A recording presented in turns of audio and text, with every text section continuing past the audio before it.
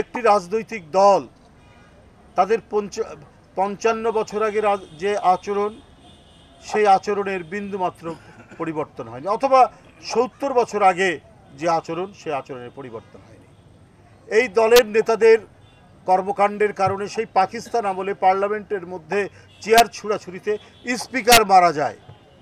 এরপরে স্বাধীনতা যুদ্ধ, ৭২-৭৫, গণতন্ত্র হত্যা, রাজনৈতিক দল বন্ধ করে দেওয়া, সংবাদপত্র বন্ধ করে দেওয়া, এরপরের ঘটনাবলী আপনারা সবাই জানেন। ভেবেছিল যে এত বড় পারিবারিক মর্মান্তিক দুর্ঘটনার পর সেই পরিবারের একজন যখন দেশের প্রধানমন্ত্রী, তার মধ্যে হয়তো বোধোদয় হবে, তার মধ্যে হয়তো উপলব্ধির জায়গা আসবে যে আমাদেরকে কিভাবে জনগণের সাথে, মানুষের সাথে আচরণ করতে হবে।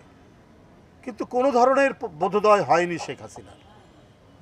৭২ থেকে ৭৫ রক্ষী বাহিনী কী করেছে, বিরোধী রাজনৈতিক নেতাকে কিভাবে হত্যা করেছে, এটা যদি একটু স্টাডি করতেন শেখ হাসিনা, তাহলে হয়তো বোধোদয় আসলেও আসতে পারে। কিন্তু উনি ওই পথে যাননি।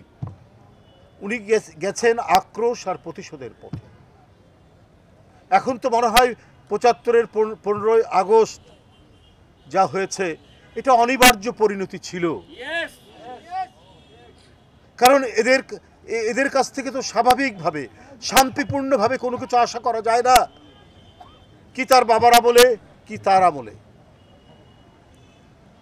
পালিয়ে গেছে দেশ থেকে, তারপরেও ক্রোধের কমতি নেই।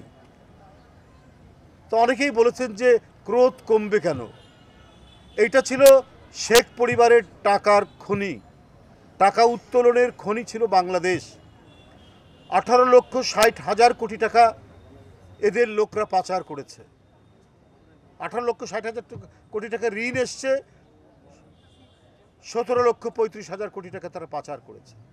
সবই হচ্ছে শেখ পরিবার এবং তাদের আশেপাশের লোক। তো এই ধরনের একটি সোনার খনি হাতছাড়া হয়ে গেছে। এই কারণে কিভাবে পুনরুদ্ধার করা যায়, এই বাণীটাই বারবার ফিরে আসছে শেখ হাসিনার যে সমস্ত ভিডিও ভাইরাল হয় তার মধ্যে দিয়ে।